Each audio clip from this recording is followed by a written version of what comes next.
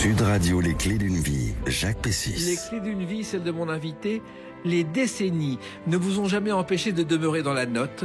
Quand on aime son métier, on ne compte pas, en particulier les années. Vous comptez seulement les mesures dans un nouvel album qui vous permet de continuer à rêver et à nous faire rêver. Bonjour Françoise Fabian. Bonjour. Alors, surprise, deuxième album. Vous aviez été venu dans les clés d'une vie il y a 5 ans et vous avez dit, bon, j'ai fait un album, j'en ferai un second. Bon, on vous avait cru. Eh ben oui, il est sorti, L'heure d'un rendez-vous, qu'on va évoquer à travers des chansons nouvelles. Oui. Et puis le principe des clés d'une vie, c'est d'évoquer votre parcours à travers des dates clés. Alors il se trouve que ces dates clés, je les ai justement trouvées à travers votre parcours de chanteuse. Exemple, le 19 novembre 1956, vos débuts de chanteuse à la télévision. Le soleil des jours heureux leur avait brûlé les yeux. C'est pas mal la voix, hein? C'est pas mal, hein? C'est la balade des cœurs perdus, Ouais. accompagnée par Philippe Gérard au piano, Bien sûr. dans une émission d'Henri Spad qui s'appelait Bouquet de joie. Vous en souvenez? Non, pas du tout. Voilà. Mais je me souviens d'être passé beaucoup chez Jean-Christophe Averti. Voilà. Mais là, c'est Ouais. la première émission de télévision. C'est Ah en ouais. direct au Théâtre de la Porte Saint-Martin. Vous mourrez de peur. Le micro n'est pas ajusté et Henri Spad baisse ou remonte le micro et vous chantez en direct accompagné par Philippe Gérard. Oui, bien sûr. Ce sont des souvenirs extraordinaires. C'est J'ai extraordinaire. très très bien connu Philippe Gérard. C'est un compositeur Botton formidable. et tout ça, ils avaient fait des chansons pour moi. Oui, il a fait aussi des chansons pour Montand. Bien sûr. Il a fait des chansons pour Eddie Constantine, Oui. mon paternel qui n'avait pas les pieds plats, l'enfant de la balle. Et il a fait cette chanson pour vous que vous avez chantée à la télévision. Mais oui, il y a si longtemps, je m'en souviens plus. Voilà. Et c'était Eddie Marnet qui avait écrit les paroles. Mais oui. Mon Dieu, ça nous reporte si loin en arrière. Voilà. Et Ça Eddie- m'émeut beaucoup. Hein. Et- Parce que et- ça a compté beaucoup les chansons pour moi. Bien sûr, Beaucoup. depuis toujours. Toujours. Et- J'adorais ça. Et toujours, d'ailleurs, je crois que vous avez presque chanté avant de savoir parler. Probablement, oui. Oui. Oui, j'ai monté la gamme. C'est-à-dire que tout de suite, dès votre enfance, en Algérie, la musique, ça vous a parlé, si j'ose dire. Tout de suite, oui, oui. J'ai écouté les chansons, j'en ai même écrites, qui sont abominables, et même des chansons très tristes. Je devais avoir 14 ou 15 ans, je chantais des chansons très tristes, et ma mère me disait, mais tu souffres, pourquoi tu écris des chansons de filles-mères comme ça? Elle appelait ça mes chansons de filles-mères. C'est extraordinaire. Mais ce qui est extraordinaire aussi, c'est que ça a démarré par le piano dès 5 ans, je crois, Françoise Oui, Fabian. oui. J'ai commencé à faire du piano à 5 ans, oui. Et pourquoi et comment? Parce que j'aimais la musique, parce que je chantais tout le temps, parce que j'écoutais tout le temps de la musique. J'avais un père, une merveille sur la terre, qui était un très grand lettré, qui était prof, qui avait une bibliothèque extraordinaire, qui m'a fait tout de suite rentrer dans la littérature, dans les bouquins. Et puis moi, j'aimais beaucoup le piano. J'ai pas arrêté de travailler finalement. Finalement, oui. Oui. Les livres, Je faisais du piano, du solfège, je faisais mes études, je faisais du sport. ça n'arrêtait pas. Et le piano, ça a commencé à 5 ans, à tel point que vous êtes allé au Conservatoire de musique d'Alger. Bien sûr, Tout de suite. tout de suite, oui. Et vous aviez envie de faire ce métier? Non, pas du piano, non, pas du tout. C'était normal que je fasse mes études, parce que bon, c'était normal aussi avec un père prof que je fasse mes études. En même temps, le piano, j'avais commencé à 5 ans, et je suis rentrée au conservatoire de musique d'Alger. Et c'est comme ça que je suis devenue comédienne. Et voilà. Alors, il se trouve que vous êtes né à Alger, et je crois que vous avez commencé à grandir dans la banlieue d'Alger, à Tipaza. Ah, mais c'est pas la banlieue d'Alger, Tipaza. C'est à 75 kilomètres. 75 kilomètres. Oui, au bord de la mer, le plus beau village romain de la Méditerranée. C'est le plus beau village romain de la Méditerranée. En fait, c'est là qu'il y a je crois, il y a les ruines d'une ville romaine qui est Oui. classée au patrimoine mondial de l'humanité. Absolument, ah oui. J'ai vécu dans ces ruines et j'adore. Mais même quand j'en parle maintenant, je suis bouleversée. Bouleversée. Pourquoi, quel souvenir vous en gardez, Françoise Fabian? Mais c'est d'abord l'enfance, la liberté, l'enfance, la mère, les cousins, les tantes. Toute la famille de ma mère était de Tipaza. Mais à Tipaza, mon grand-père est né et est enterré là-bas. Mes cousins, tous les gens qui sont morts pendant la guerre ou avant la guerre sont enterrés à Tipaza. Voilà. Donc c'est là où vous avez grandi. Oui, Et puis oui. un jour, je crois que vous avez été repéré par une dame qui s'appelait Madame Gravier.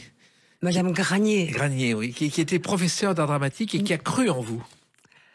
C'est-à-dire que Vous voulez que je vous raconte l'histoire, Oui. vraiment? Ouais, c'est intéressant, vous croyez? Ah, mais c'est passionnant. J'avais pas de flirt j'ai eu mon premier flirt était un élève comédien. Et comme le conservatoire d'Alger, il y avait l'art dramatique, l'harmonie, les instruments, etc. C'était dans le même immeuble. Donc, mon premier flirt était un élève comédien qui m'a dit, écoute, tu devrais un peu venir voir notre cours et tout ça. Je dis, mais pourquoi? J'ai pas du tout envie. Il me dit, mais viens, tu vas voir, ça va t'intéresser. J'y suis allée. Évidemment, je savais pas quoi dire, j'étais dans un état de trac terrible. Et cette femme qui s'appelait Paul Granier, dont j'ai encore la photo dans ma chambre, me dit, vous lisez, je dis oui, je lis beaucoup, oui. Eh bien, vous aimez le théâtre? J'ai dit oui, mon père est abonné à la Petite Illustration, donc toutes les pièces qui se jouent à Paris, je les connais. Et on écoutait à la radio aussi, des pièces de théâtre à la radio, le soir, après le dîner. Donc j'étais très très très proche de tout ça. J'avais lu Molière, Corneille, et tout ça. Même bref. Et elle me dit, ouais, vous avez un physique intéressant. Vous pourriez pas monter sur scène? J'étais morte de peur avec tous les élèves qui étaient là, qui disaient qu'est-ce qu'elle fait celle-là. Et elle me dit, vous connaîtriez quelque chose? Je dis oui, je connais des poèmes de Baudelaire, par exemple. Vous pouvez me dire un poème de Baudelaire? Et je lui dis, mère des souvenirs, maîtresse des maîtresses, ô toi tous mes plaisirs, ô toi tous mes devoirs, tu te rappelleras la douceur des caresses, la chaleur des baisers et le charme des soirs, mère des souvenirs, maîtresse des maîtresses. Je lui dis ça. Bon, après je m'en vais au cours de piano et elle fait venir mon père, pour la connaissance de mon père, elle me dit, vous avez une fille très, très intéressante. Et si vous voulez bien, j'aimerais bien lui donner des leçons de comédie pour rien. Je voudrais lui offrir des leçons de comédie. Et mon père, toujours tellement merveilleux, il me dit, mais si ça l'intéresse, pourquoi pas? Elle est capable de faire tout. Elle fait ses études, évidemment, parce que je préparais le bac. Et elle fait ses études, elle fait du piano. Pourquoi pas, si ça n'empêche pas ses études, je veux bien. J'ai pris des leçons avec elle. Et 1 an après, elle avait mon père en disant, est-ce que vous feriez le sacrifice de vous séparer de votre fille et de l'envoyer parce que je voudrais la présenter au conservatoire de Paris. Parce que, voilà, le conservatoire de Paris, la Comédie Française, et elle est douée pour ça. Et papa m'a dit, si ça lui plaît, je veux bien. C'est fou, hein, parce que c'est rare la réaction d'un père. Bon, votre père mon père. Il était, je crois, il connaissait l'opéra par cœur. Oui. Il avait été instituteur. Bien donc sûr. il savait ce que c'était. Mais bien sûr. Et il avait tellement confiance en moi. Je sais pas pourquoi d'ailleurs. J'étais assez costaud, j'étais forte, j'avais un caractère assez fort, ouais. Et à l'époque, vous ne vous appelez pas encore Françoise Fabian, puisque votre père s'appelle Marcel Cortés. Michel Cortés. Voilà. Et pourquoi Mon père était catalan. Et pourquoi Françoise Fabian? Mais parce que quand je suis rentrée à Paris, j'étais élève au conservatoire sous mon nom de jeune fille, Michel Cortés. Oui. Et par le plus grand des hasards, je vais accompagner. Je vous raconte cette histoire-là. Ah mais oui. Dans les détails. Mais bien sûr, on est entre nous, on a tout notre temps. Oui. Alors j'ai deux copains du conservatoire me disent on va au cinéma. On va voir un film tous les trois. Et je dis oui, d'accord, on va au cinéma. Mais avant, on va passer devant le théâtre de la Madeleine. Le théâtre de la Madeleine, c'est ça. Parce qu'il y a Jean Meyer, qui était le pape de la Comédie Française pendant des années, monte une pièce là, et on voudrait savoir si on peut faire un petit peu de figuration. Parce que au conservatoire, on pouvait faire de la figuration, mais pas des rôles ailleurs. Et alors il rentre là, et moi j'étais dans un petit café en face. Maintenant il y a un immeuble, mais avant il y avait un petit café devant le théâtre de la Madeleine. Et j'attendais là, il y a un monsieur qui vient. Petit monsieur qui vient, qui dit, mademoiselle, laissez-moi, hein, ne me parlez pas, hein, ça va, laissez-moi tranquille. Oh non, c'est pas pour ça, mademoiselle, que je vous parlais, mais on cherche une jeune fille. J'ai écrit la pièce que Jean Meyer est en train de mettre en scène en face, et on cherche une jeune fille comme vous. C'est pas extraordinaire, C'est ça. extraordinaire. Extraordinaire. J'avais des longs cheveux comme ça, puis c'était en plein été, donc j'ai assez découverte. Enfin bon bref, j'étais en tenue d'été quoi, avec des longs cheveux. Et alors, il me dit, je voudrais que vous voyiez Jean Meyer. Et il m'accompagne, il me dit, je suis Raymond Castan. Écoutez, c'est extraordinaire. Raymond Castan, qui était le co-directeur de Paris Match. Oui, exactement. Ouais. C'est fou, c'est incroyable. Et alors, il me dit, je voudrais vous présenter à Meyer. Alors, je rentre, les autres disent, on nous prend pas. Mais je dis, mais moi, peut-être, on va me prendre. Alors, je vais voir Jean Meyer, il me dit, oui. Je dis, mais je suis élève au conservatoire. Ah bon, bah, ça tombe bien. On cherche une jeune fille comme vous. Est-ce que vous pourriez prendre l'accent marseillais? Je dis, monsieur, je veux essayer, que cela ne tienne, je veux bien essayer de prendre l'accent marseillais. Il me dit, je vous prends. Immédiatement. Ouais. Et Françoise Fabian, c'est venu comme ça, le pseudo. Mais non. Alors, j'ai répété, mais un jour, il vient, il me dit, maintenant, il faut faire l'affiche. Oui. Comme vous êtes inscrit sous votre nom de jeune fille au conservatoire, vous n'avez pas le droit d'avoir ce nom-là sur l'affiche. Non, parce que j'étais au conservatoire, Ouais. J'appartenais au conservatoire, c'est-à-dire la Comédie Française, etc., et je ne pouvais pas jouer dans un théâtre privé. D'accord. C'était interdit. Donc, il faut que vous changiez de nom pour avoir votre nom sur l'affiche. Et j'ai changé de nom en 5 minutes. Voilà. Et c'est venu comme ça. Et c'était le point de départ de votre carrière. Extraordinaire, non ? Extraordinaire. Et ce qui est extraordinaire aussi, c'est qu'il y a encore d'autres chansons que vous avez chantées à la télévision, notamment une le 9 février 1967. On va en parler dans quelques instants sur Sud Radio avec Françoise Fabian.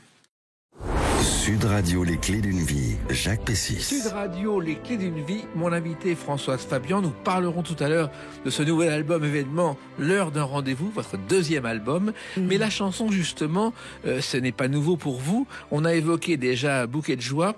Et puis le 9 février 1967, il y a une chanson que vous interprétez au palmarès des chansons. Toujours quelque part, il fait toujours quelque part.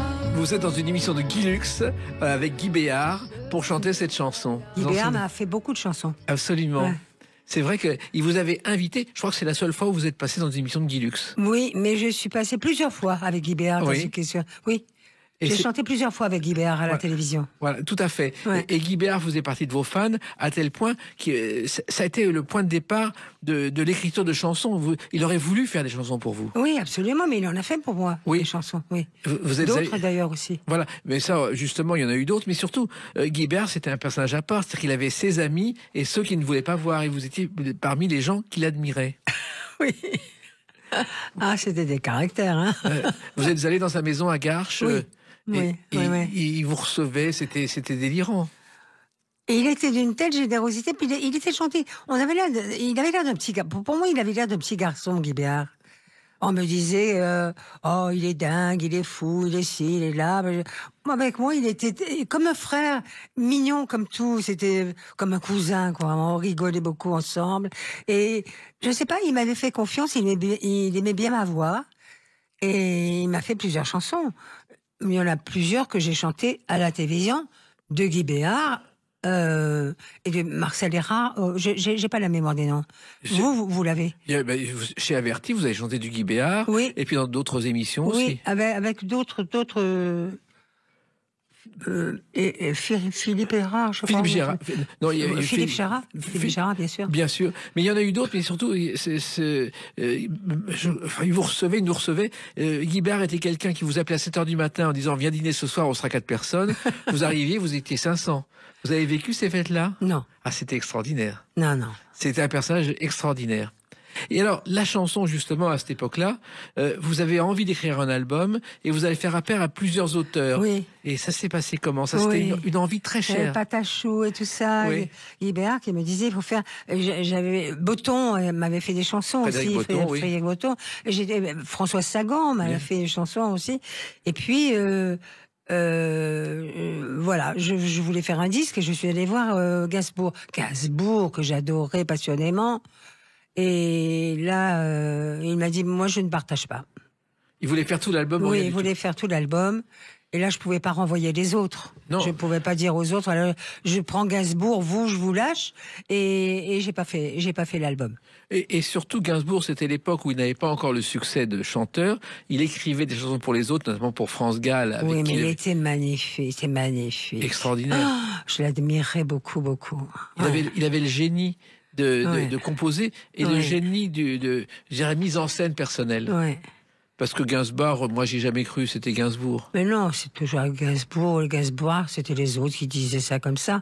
Mais lui, il m'a dit, je ne partage pas. Voilà. Alors, comme il m'a dit, je ne partage pas, je pouvais pas renvoyer tous les autres. Et comme je faisais un film en Italie, mais le disque ne s'est jamais fait. Et Gainsbourg vous a dit autre chose lors de ce rendez-vous, Françoise Fabian. Il vous a dit, surtout, ne prenez pas de cours de chant. Oui. Ah oui, c'est vrai. Ah oui, oui. Et ça, vous surtout, l'avez... ne travaillez pas votre voix. Ouais. Vous aviez une voix naturelle. Oui, oui, oui. Et il y a quelqu'un aussi qui vous a déconseillé de faire de la chanson. Au départ, c'est Serge Reggiani, en disant c'est très difficile. Oui. Moi, j'aimais beaucoup, je connaissais bien. La Gianni, il m'a dit, oh là là, c'est difficile, c'est dit. Mais il n'aimait pas partager, alors, il n'aimait pas partager non plus, Serge. Voilà. Mais en même temps, Reggiani, au moment où vous faites ce disque, vous envisagez de faire ce disque, il a débuté dans la chanson lui aussi, grâce à Barbara. Ouais. Il a dit, mon coco, je te prends dans mon récital à Bobino en première partie, à condition que tu prennes des cours de chant. Et donc, il a travaillé pendant 6 mois avec la professeure de Barbara. Ah bon? Oui. Ah, je savais pas. C'est extraordinaire. Et après, il a fait la carrière qu'on connaît. Mais c'est merveilleux, il était merveilleux, Reggiani. Ah, Galboté. Voilà. Alors, si justement cet album ne se fait pas, c'est que vous partez en Italie, parce qu'il y a eu un énorme succès, c'est Ma nuit chez Maud. Ça a été un événement que vous n'imaginiez pas, Françoise Fabian. Non, mais Ma nuit chez Maud, c'était beaucoup plus tard. C'était plus tard, après. Oh, beaucoup plus. C'est après. Oui, c'était en 68. C'est ça, oui. Mais l'album, c'est 65-66, donc c'est beaucoup plus tard. Oui, oui, oui. Mais La nuit chez Maud, ça a été un événement aussi. Ça a été un film qui a fait le tour du monde. Le tour du monde, un film en noir et blanc sur le Paris Pascal. Mon agent ne voulait absolument pas. Alors toi, tu refuses plein de choses. Il faut que ça te plaise, il faut aussi. Tu n'as pas envie parce que toi, c'est le théâtre. Moi, c'était le théâtre. Et je suis une théâtreuse. Et j'avais travaillé le théâtre, voilà. Mais ma mère m'a beaucoup reproché d'avoir refusé la Comédie Française, qu'on m'a proposé pendant 3 fois, mais que j'ai pas voulu y aller parce que je voulais garder ma liberté. Et j'en étais où là? On en est au fait que vous avez tourné avec Romer, Ma nuit chez Maud, contre l'avis de votre agent pratiquement. Oui, parce que je jouais la puce à l'oreille à cette époque-là. On l'a joué pendant 2 ans. Et un grand monsieur qui est venu comme ça, qui m'a dit, voilà, je vous dépose ça, je l'ai écrit, c'est pour vous, dites-moi ce que vous en pensez. Et il est parti, voilà mon téléphone, et alors je l'ai appelé, puis je lui ai dit, je le fais. Et c'était Éric Romer. C'était Éric Romer, un film en noir et blanc sur le Paris de Pascal qui a fait le tour du monde. C'est fou, hein. Ouais, Alors, en fait, incroyable. Ce film, il l'avait écrit juste après la guerre en 45, parce que ça partait du principe que le couvre-feu obligeait pendant la guerre un homme et une femme à passer ensemble. Et puis, il l'a repris en l'adaptant 20 ans plus tard. Et mon agent me disait, mais qu'est-ce que tu fais? Tu refuses tellement de choses pour faire ton théâtre. Tu refuses des films et tu vas faire un truc en noir et blanc sur le Paris de Pascal. Tu es folle, mais tu es folle. Je vais plus m'occuper de toi, tu es folle. Je lui ai dit, écoute, ça me plaît, moi, ça me plaît. J'ai envie de... Et on n'a fait qu'une prise. On a fait qu'une seule prise. Chaque scène n'a qu'une seule prise. C'est fou, hein. Et c'est fou. Vous n'étiez pas la seule à croire en ce film, puisque dans les coproducteurs, il y a Yves Robert, Daniel Delorme, Claude Berry et François Truffaut. Plusieurs. Il n'y avait pas d'argent. Oui, mais oui. Donc, ils se sont mis pour ce film auquel personne ne croyait. Oui. Alors, il y a ensuite l'Italie, effectivement. Et l'Italie, je crois que vous la devez au beau-père de François Truffaut. C'est-à-dire que c'est lui qui vous a donné le tuyau au départ. J'ai vu ça dans une interview. Le beau-père de François... Oui, je suis partie en Italie faire un film avec Sergio Corbucci. Oui. Que c'est une espèce de grand dingue, un peu imbécile, où sa femme était toujours là en train de superviser tout ce que faisaient les acteurs. Et bon, c'était avec Johnny Hallyday. Oui, exactement. Ouais. Alors, on s'entendait très très bien, c'était bien. Bon, j'étais très bien payée, tout ça. Et à un moment donné, J'arrive pour tourner l'après-midi et je vois une mise en scène très très particulière. C'était dans une étable. Je peux la raconter cette histoire ? Bien sûr. Elle est tellement incroyable. J'étais dans une étable. Il y avait sur la caméra là où vous êtes. Moi derrière le bout de bois là. Oui. Et puis un grand Mexicain noir avec son chapeau qui était derrière moi. J'ai dit mais qu'est-ce que c'est que ça ? C'est pas dans le scénario. Mais je ne veux pas faire ça. Oh, vous, les Françaises, vous êtes impossible, vous pouvez pas faire des choses qu'on vous demande de faire. Je dis, mais monsieur, ça n'est pas dans le scénario, je veux pas faire ça. De quoi j'aurais l'air? De hurler devant la caméra pendant qu'il y a un grand Mexicain derrière moi. Il en est pas question. Oui, je suis partie, j'étais folle de rage, comme c'était Morgenstern. Oui. Qui était le beau-père de Truffaut à cette époque-là, Ouais. le metteur en scène, Le réalisateur, le metteur en scène. non, Le producteur, Morgenstern ouais. était producteur. Oui. J'appelle Morgenstern, je dis voilà ce qu'on veut me faire faire, je refuse. Il m'a dit vous avez raison, refusez. Il a envoyé un télégramme au metteur en scène en disant elle ne veut pas le faire, elle le fera pas. Et résultat, vous avez fait ça. Et je l'ai pas fait. En revanche, vous avez fait 3 films en Italie. Vous êtes devenu Oui. une star en Italie. Oui, presque oui, oui. C'était étonnant. Et c'était la petite Française qui a réussi en Italie, ce qui n'était pas si courant chez les comédiennes à l'époque. Non. On faisait des coproductions. Oui. Ouais. Et vous aviez appris à parler italien, à vivre en Bien Italie. sûr, oui. Ben, je travaillais pas mal en Italie. Mais oui, beaucoup. Ouais. Et à chaque fois, c'était un bonheur. On vous appelait parce que vous aviez des caractéristiques, un jeu que personne n'avait en Italie. C'est-à-dire que j'ai vu des interviews de metteurs en scène qui disent on l'apprend parce qu'on n'a pas l'équivalent en Italie. Ah C'est bon? fou, oui. Ça, j'ai jamais su. Et ben voilà, vous apprenez comme ça Oui. aujourd'hui. Oui.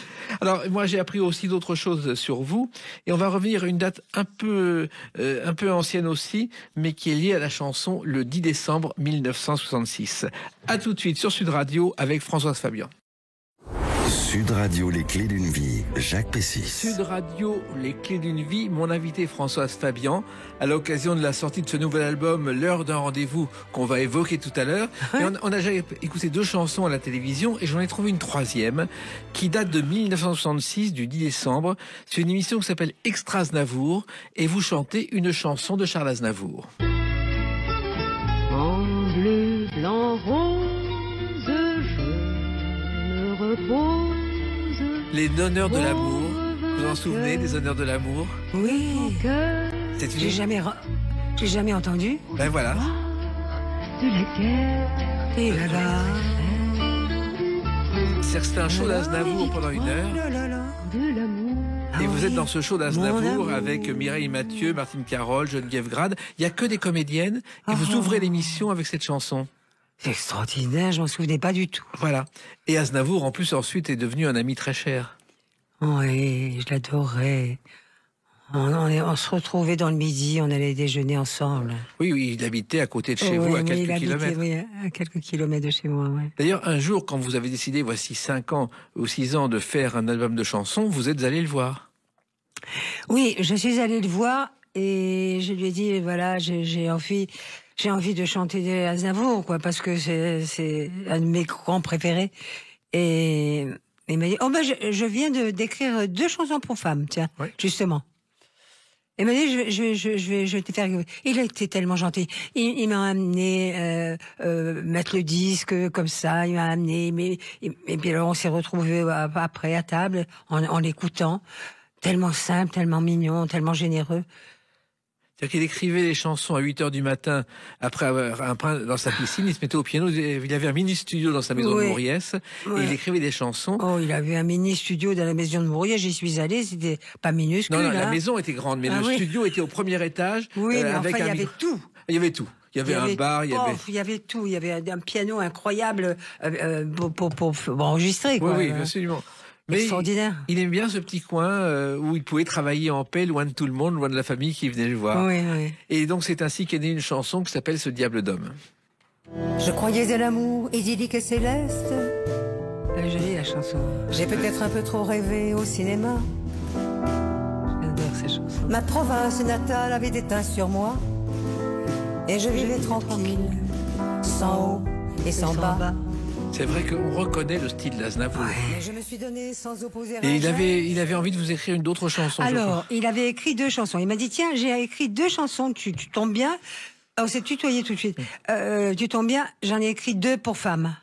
Alors voilà, tu les regardes, tu les lis, et je dis, je prends les 2. Oui. Et il m'a dit, ah non. Non, t'en prends qu'une, tu n'en prends qu'une.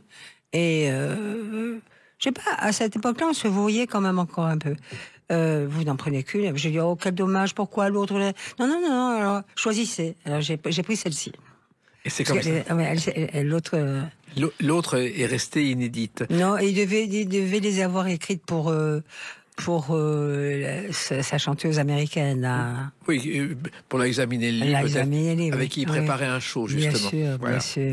Et il la connaissait depuis ses Mais jeunes oui, années. bien sûr. La Xaminelli Aznavour, c'est pas rien. Hein. Exactement. Ils avaient fait le Palais des Congrès ensemble, et c'était oui. quelque chose. Oui. Alors, il se trouve que la Provence, ça a été un lieu où vous avez passé des années et des années, Oui, François Savier. bien sûr. Et heureuse là-bas. Oui.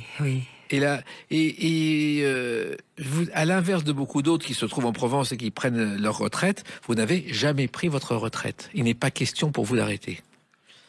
Je me demande maintenant, en ce moment, je me pose des questions. Est-ce que je vais arrêter? J'arrête. Apparemment, j'ai pas arrêté puisque je sors un album. Voilà. Et en même temps, vous êtes au générique du dernier film de Claude Lelouch, finalement. Oui. Et où il y a écrit avec la participation exceptionnelle de Françoise Fabian. Oui. Il me rend hommage comme ça. Je voulais pas tourner parce que j'étais pas en très bonne santé à cette époque-là. Je marchais avec une canne. Alors je dis mais je peux pas. Il me dit mais c'est très joli une femme avec une canne. Tu mets une antiquaire avec une femme. C'est pas gênant du tout. Je dis mais je vais pas jouer avec une femme. Mais si tu veux viens avec ta canne. Et puis il m'a fait jouer. Voilà. Et vos rapports. J'étais pas en très bonne santé. Dans le cas, dans le film, ça se voit pas. Vous êtes parfaite. Ah, moi je vois. Oui. Alors, il se trouve que ce film, finalement, c'est presque la suite de La Bonne Année qui vous a permis de rencontrer Lelouch. Bien sûr. C'est-à-dire que Lelouch vous a un jour proposé de tourner dans ce film La Bonne Année qui a été un immense succès. Immense, oui. Oui. Et là, je crois que vous avez eu le prix de la meilleure actrice au festival de San-Sébastien, qui était un festival très, très important à l'époque. Oui. Et c'est comme ça Mais à New York aussi. À New York aussi. Oui. Ce film a fait une carrière internationale. Oh oui, c'est formidable. Et vous vous attendiez à ça ou c'était une surprise? Non. Mais c'est-à-dire que j'aimais beaucoup ça. Il y avait 2 films. J'ai adoré ces 2 films qui ont été primés partout. C'était Ma nuit chez Maud et La Bonne Année. Oui, parce que ce sont des rôles complets. Tout est là, quoi. Le personnage est là. De début jusqu'à la fin, c'est quelque chose qui tient la route, qui est solide, qui existe, qui a une architecture, des personnages comme ça. Et Claude Lelouch, vous vous êtes immédiatement entendu avec lui. Oh oui. Vous parlez le même langage. Ah ouais, j'aimais beaucoup. Et puis vous tournez avec Lino Ventura. Et Lino Ventura, j'aimais beaucoup aussi. Justement, alors parce que c'est mon premier mari qui a inventé Lino Ventura. Oui, Jacques Becker. Ben oui, Jacques Becker. Ouais. Et vous avez connu à cette époque-là ou pas du tout Lino. Vous Oui, l'avez absolument. Connu. Oui. À l'époque, c'était un catcheur qui ne voulait pas faire de cinéma. Ah non, moi je l'ai connu, il faisait du cinéma puisque j'étais mariée avec Becker alors qu'il avait déjà fait le film avec Lino. Voilà. Et on se voyait beaucoup avec Odette, chez Odette, avec Lino dans sa maison de Saint-Cloud. De Saint-Cloud, oui. Oui, et il se trouve que Lino, pour certains, il peut faire peur quand il vous recevait dans son bureau et qu'il vous regardait avec sa pipe en disant « Qu'est-ce que vous avez pour moi ?» alors que c'était un garçon très drôle, plein d'humour. Mais Lino? Oui. Ah, moi, il m'a jamais fait peur, non. Vous avez beaucoup ri avec lui? Beaucoup. Il était adorable, Lino. Il fallait qu'on le respecte. Il fallait pas que... Il aimait... Enfin bon, comme beaucoup de gens, il aimait pas les cons. Voilà, exactement. Oui. Et vous avez tourné avec lui dans La Bonne Année, et il est, curieusement, dans Finalement, le dernier film de Lelouch, comme clin d'œil. Un clin d'œil comme moi. C'est fou. Vous pensiez qu'il ferait une carrière comme ça, Lino Ventura, telle qu'il l'a faite? Parce que c'était extraordinaire aussi, son personnage. Pourquoi pas? Doué, elle est très très douée. Et mais Jacques l'avait vu à la salle Wagram en combat et il avait dit à Dorfman, je veux ce mec. Dorfman me dit, mais il a jamais fait de cinéma. Non, je veux ce mec-là devant Gabin. Et Lino est arrivé. Il dit, voilà, je veux tant. Alors Dorfman, il dit, mais vous voulez tant, vous n'avez jamais fait de cinéma, vous voulez tant. Je veux tant, sans ça, je le fais pas. Et Becker a dit, on lui donne, je le veux. On lui donne son... Et elle demandé une brique, carrément. Oui. Là, je veux une brique. Et ça a marché. Mais résultat, il a fait la carrière que l'on connaît. Mais comment Et vous avez goûté ces fameuses pâtes? J'ai goûté tous les pâtes de Lino, avec plusieurs huiles d'olive différentes. Oui. Et puis, il adorait... Alors, Odette faisait de la cuisine, évidemment. Lui faisait aussi de la cuisine. Et alors, il servait à table.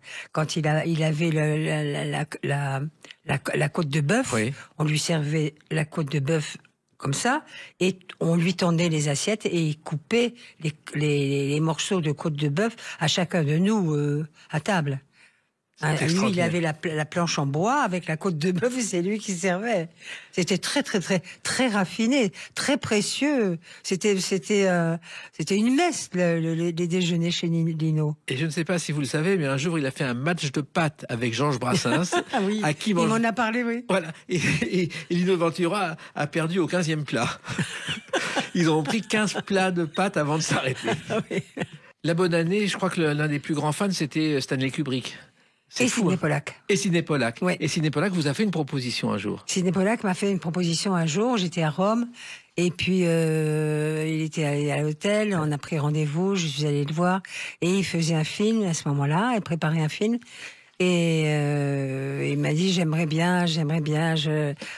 Sidney Pollack, il m'adorait comme comédienne. Je le dis parce que je m'enorgueillis de ça. C'est quand même pas rien, hein. Sidney Pollack, avec tous les films qu'il a fait pour les femmes, formidable. Et alors, il me parle, et puis je lui dis, l'ennui, c'est que je maîtrise pas du tout l'anglais. Je suis pas du tout douée pour les langues, sauf en italien, mais c'est assez facile. Et je parle très, très, très mal. Et ça, c'est très ennuyeux. Je dis, mais avec un coach, je peux très, très, très bien travailler avec un coach et travailler l'anglais avec un coach et j'arriverai, je parlerai l'anglais très, très bien pour tourner avec Sidney Pollack. Je peux prendre des leçons pendant des années. Et il m'a dit, non, c'est ennuyé parce que Al Pacino improvise. Ah. Et là, il faut maîtriser l'anglais et il m'a pas prise. Et quelqu'un qui maîtrisait l'anglais et qui, je sais, était cher à votre cœur, que j'ai souvent interviewé, et ça se passait très bien, c'était Marcel Bozzuffi, votre second mari, car il a tourné dans French Connection. Oui, mais il a pris l'anglais très bien. Mais French Connection, quand il était aux États-Unis, la Fox lui a proposé un contrat de 7 ans. Oui. Qu'il a refusé. C'est fou, hein. Ouais. Et French Connection est basé sur justement une histoire française. Jacques Angelvin, présentateur de Télé Paris, que vous avez dû connaître à vos débuts à la télévision, à qui on a trouvé de la drogue dans la voiture. French Connection et le corneau, c'est ça. Ouais. Alors, moi j'ai refusé d'aller aux États-Unis aussi. Ça, personne ne le sait. C'est que quand Colette Brossé et Robert Derry ont fait La plume de ma tante. Là, non, ils sont passés en Amérique une histoire, un grand opéra, enfin, une grande, et ils voulaient que je vienne. Oui. Et je dis, tu sais, je peux pas venir parce que je suis amoureuse, je peux pas partir à Broadway aux États-Unis. Et il me dit, ah bah, je comprends ça, je respecte ça, tu es amoureuse, tu restes avec ton amour, c'est normal. C'était il y avait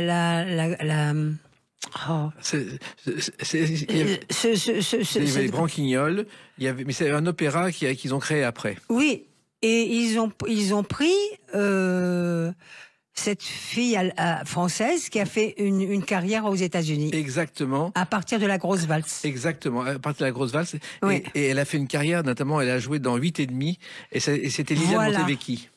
Voilà. C'est ça. Et elle a fait une carrière de chanteuse aux États-Unis, d'après le rôle que m'avait proposé Robert Derry. Robert Derry, c'est pas beau tout ça? C'est magnifique. C'est beau, oui. La jeune génération vous connaît aujourd'hui grâce à 10%, avec ce numéro que vous faites avec Lynn Renaud dans un épisode de 10%. Oui, ça a bien marché ce truc-là aussi. C'est venu comment? C'est exactement comme dans le film de Guillaume Gallienne. Oui. je jouais la grand-mère russe. Pendant 2 mois, au moins, après la sortie du film, on me disait « Alors, ça va bien, ma petite pupute? Vous allez bien, ma petite pupute ?» Les gens m'arrêtaient comme ça, en disant pas Françoise Fabien. « Alors, tu vas bien, ma petite pupute ?» Et là, le duo avec Lynn Renaud, où vous êtes soi-disant rival et vous terminez Oui. en chantant, ça a été un succès énorme. Oui, ça a bien marché, hein. Voilà. Formidablement, oui. Et ça vous a amusé, ça a amusé Lynn Renaud. Beaucoup. Et vous terminez en chantant Charles Trenet, justement, Que reste-t-il de nos amours? Oui. Ça fait partie aussi de vos chansons. C'était une très joli souvenir, 10%. Voilà, exactement. Ouais. Et bien justement, la chanson, là encore, il y a des chansons, mais on va y revenir avec la sortie de ces albums, dont on va parler le 25 octobre 2024. À tout de suite sur Sud Radio avec Françoise Fabian. Sud Radio, les clés d'une vie. Jacques Pessis. Sud Radio, les clés d'une vie. Mon invité Françoise Fabian. Donc depuis le début de l'émission, on a écouté vos chansons de jadis, notamment à la télévision. Et le 25 octobre 2024 est sorti votre deuxième album, un deuxième album qui s'appelle L'heure d'un rendez-vous. Et cet album, finalement, je me souviens, vous êtes venu dans les clés d'une vie pour votre premier album. Vous avez dit j'ai envie d'en faire un second. Et c'est arrivé. Et c'est arrivé grâce à Léonard Lasserie et Elisa Point. Oui, je m'y attendais pas du tout. Parce que j'avais un autre projet avec les personnes avec lesquelles j'ai fait le premier. Et puis on avait toujours pensé avec Alex Baupin, que j'aime beaucoup. Et j'avais eu des auteurs absolument merveilleux. Ouais, bien sûr. Le premier album, j'avais des auteurs extraordinaires, non? C'est bon. Jean-Claude Carrière et tout ça qui avait fait. Et là, avec Alex, on avait envie de faire un autre album, mais il avait beaucoup de travail, il faisait autre chose. Et puis, moi, je suis tombée malade à un moment donné. On a laissé tomber l'histoire. On était occupés chacun de notre côté. Et là-dessus, voilà, j'avais toujours envie de chanter. J'aurais chanté encore. Et puis, j'ai toujours aimé la musique, les chansons. Il n'y a pas un seul chanteur américain ou n'importe qui m'est échappé quand ils sont venus à Paris. Hein. Là, j'étais cliente. Tous, vous avez tous vu. Oh, tous. Alors, plusieurs fois même. Elisa Point et Léonard Lasserie, c'est la jeune génération branchée. Oui. Ils ont déjà fait chanter Charlotte Rampling et ils ont fait chanter Fanny Ardant. Oui. Et ils vous ont contacté. Voilà. Elle m'a dit, je connais un film qui s'appelle Raphaël ou le débauché, qui m'a inspiré une chanson, je voudrais vous la faire écouter. Je dis, j'ai écouté la chanson, j'ai trouvé que ça très très joli. Elle m'a dit, vous voudriez la chanter? Je dis, oui, pourquoi pas, mais qu'est-ce que ça signifie une chanson? J'ai chanté une chanson, pourquoi? Pour la chanter, Je dis, mais ça peut rentrer dans un disque, ça peut faire une chanson de disque, ça. Elle me dit, mais pourquoi on ferait pas un disque? Je dis, oui, pourquoi pas? Voilà. Pourquoi pas? Et voilà. Allons-y. Eh ben, allons-y. L'enfer sera mon autre ciel. C'est justement le titre de la chanson que vous évoquez. J'avance vers lui dans la pénombre. Autour de moi, le plus grand nombre des étreintes que l'alcool efface, des visages noyés dans les glaces. Je viens à lui. Raphaël et le débauché, effectivement, c'est un film écrit par Lina Companèse, Oui. où Jean Vilar fait une apparition d'ailleurs. Bien sûr. C'est qui était rare au cinéma. Que j'épouse à la fin. Exactement. Alors, donc, elle fait une maquette et vous lui répondez le jour de son anniversaire à Elisa Point. C'était son anniversaire et elle a reçu votre coup de fil ce jour-là. Je savais pas que c'était son anniversaire. Ah oui? Oui, ça a été un beau cadeau Vous voyez, d'anniversaire. vous savez des choses plus que moi. Donc, vous arrivez avec Léonard Lasserie et Elisa Point, vous allez autour de son piano et en quelques semaines, vous allez écrire cet album avec elle. C'est-à-dire que une chanson, qu'est-ce que ça veut dire une chanson? J'ai dit, une chanson toute seule, comment ça sera exploité? Pourquoi ça peut rentrer dans un album? Elle me dit, mais si on faisait un album? Oui, pourquoi pas finalement? Pourquoi ne pas faire un album? Et c'est pas une conversation bête comme ça. Et donc, vous êtes allé chez elle, autour du piano. Oui. Vous avez travaillé ensemble. C'est-à-dire que Oui. vous avez eu votre mot à dire à chaque fois. C'est-à-dire qu'il a joué au piano et puis il chantait des chansons. Je dis, mais c'est très très très joli. Et c'est un bon musicien et magnifique. Et je trouvais les chansons jolies, intéressantes. Alors j'ai dit, c'est quand même 10 de femmes, hein. C'est vraiment c'est histoire de femmes, bonne femme. Mais ça vous touchait parce que à chaque fois, vous savez, la comédienne que vous êtes et puis l'interprète, c'est exactement ce dont elle a envie. Depuis l'album que vous vouliez faire dans les années 60. Mais c'est très très bien écrit, c'est très joli. Et, ça signifie beaucoup de choses. Elles sont douces et elles ne sont pas très légères parce qu'elles parlent toujours de sentiments, d'amour, de regrets, de fantaisie, de verres à boire, de chansons, de monde.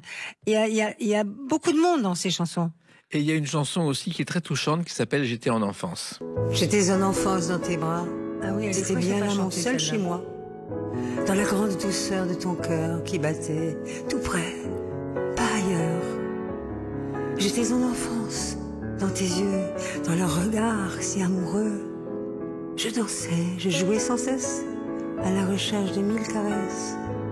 La comédienne et la chanteuse sont dans cette chanson. Oui. Avec le piano-voix, c'était important qu'il y ait peu d'accompagnement sur ce genre de chanson. Oui, bien sûr, évidemment. Pourquoi cette chanson, ce thème vous a touché, l'enfance, l'amour? Parce que c'était très doux. C'était très très doux, pas conventionnel. Ça parlait ça parlait d'amour pur, d'amour naissant. Il y avait beaucoup c'était très sensible. Voilà. Et beaucoup de sensibilité. Et ça, c'est la comédienne qui est touchée. Oui. Vous connaissiez Léonard Lasserie Non, Lisa, je la connaissais pas. Je connaissais, oui, Léonard Lasserie parce que j'avais écouté des chansons avec lui. Voilà. De lui. Oui. Mais avant, c'était un univers qui était tout à fait différent de celui dans lequel vous étiez. Oui, absolument. Oui. Ça, c'est une façon de rester jeune, d'entrer dans ce nouvel univers dit branché. Je ne vous le fais pas dire. Voilà, on est bien d'accord. Alors, il se trouve que c'est un album où vous parlez beaucoup de vous aussi, de vos projets, de vos regrets. Parce que c'est des choses qui sont présentes dans votre cœur, même si vous avez toujours travaillé. C'est-à-dire que ça parle beaucoup de sentiments, ça parle beaucoup de don de soi, ça parle beaucoup de la fidélité, ça parle de la vie amoureuse beaucoup, avec toutes les histoires que ça peut, qui peuvent arriver, qui peuvent se détruire, qui peuvent naître, tous les rêves qui sont autour de l'amour, ça parle vraiment beaucoup d'amour. Voilà. Et vous interrogez aussi dans cet album sur une chose très précise et qui est la question universelle, que savons-nous? Oui, que savons-nous? Quels sont vraiment nos rêves? Qui est ce cœur qui bat jusqu'au jour qui se lève? Et la nuit déjà là, quelle ombre et quelle clarté nous définit le mieux dans ce temps à laisser? Le temps à laisser, c'est beau, non? Quel regard Ce qui me frappe, c'est qu'il y a une mélodie et des paroles. Oui. C'est plus si fréquent dans la chanson Françoise Fabian. Non, pas tellement. Hein? Non, là, c'est bien. Oui. Le temps à laisser. Il y a des phrases magnifiques dans ces poèmes. Et ça, vous avez aussi veillé à changer certaines phrases ou vous leur avez des cartes blanches? Il y a quelques mots que j'ai changés. Pas tellement, parce que elle a tout de suite deviné ce qu'il me fallait. Voilà. Et ce qu'il vous fallait, est-ce qu'il vous rendait heureuse? Parce que vous ne pensiez pas faire un second album comme ça? Non, c'était une grande surprise alors. Mais en même temps, vous avez mis tout votre cœur. J'espère. Alors, que savons-nous justement? Quand on voit votre parcours, vous avez un parcours finalement unique. Vous avez rencontré un nombre incalculable de gens depuis vos débuts. Est-ce que vous le mesurez, Françoise Fabian, ce parcours exceptionnel? Je trouve ça normal. Ah bon? Oui. Parce que déjà, je crois que dès mon enfance, je pensais que j'irais plus loin. Que je ne resterais pas dans le milieu dans lequel j'ai vécu. Que je partirais. Je voulais conquérir le monde. Je voulais que le monde soit à ma portée. J'ai toujours été comme ça, même petite. Et finalement, le monde non seulement... J'étais au bord de la mer. Oui. Et j'ai vécu la mer et je voulais être comme la mer, quoi. Et vous l'avez été, mais vous avez en même temps des vagues d'applaudissements chaque fois que vous étiez sur scène. Alors ce monde, justement, vous l'évoquez dans une chanson de cet album, L'heure d'un rendez-vous. Cette chanson s'appelle Un monde fou. Un monde fou sur les joues, on s'embrasse, on est là entre nous, amis de première classe. Un monde fou sur les joues, on s'enlace, jusqu'à devenir flou. Des étoiles dans l'espace. C'est une chanson d'aujourd'hui, totalement d'aujourd'hui, sur le monde d'aujourd'hui. Oui. C'est curieux, cette chanson. Il y a des chansons, je les trouve extraordinaires, ces chansons. Improbables, quoi. Inattendues. Oui. Un peu inattendues. Hein, vous n'attendiez pas à chanter ça? Non, pas du tout, non. Mais c'est ça qui m'a séduite aussi. C'est que ça ressemble à rien d'autre. Exactement. Ouais. D'ailleurs, vous n'avez jamais rien fait comme les autres. J'espère. Et le monde est fou, d'après vous? Oui. Vous avez connu un autre monde avant? Oui, j'ai connu un autre monde. Et le monde qu'on me propose maintenant, ça ne me fait pas de bien du tout. C'est-à-dire? Non, j'en veux pas. J'en ai peur.